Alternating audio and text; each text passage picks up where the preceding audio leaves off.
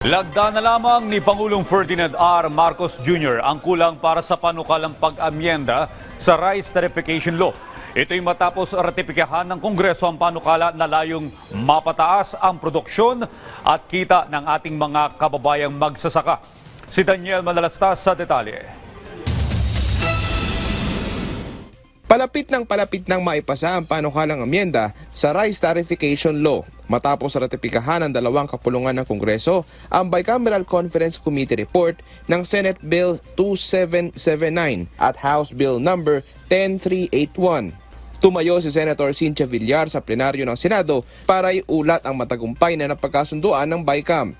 I am pleased to report on the successful outcome of the bicameral conference.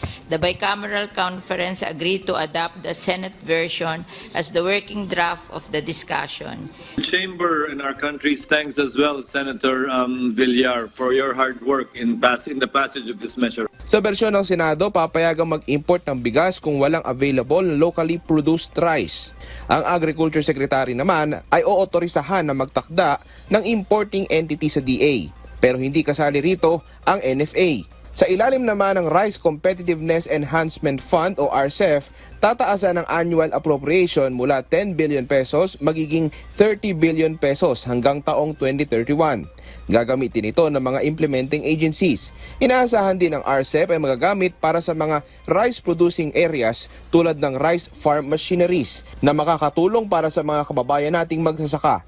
Inaasahan din sa ilalim ng panukala ang financial assistance para sa kanila.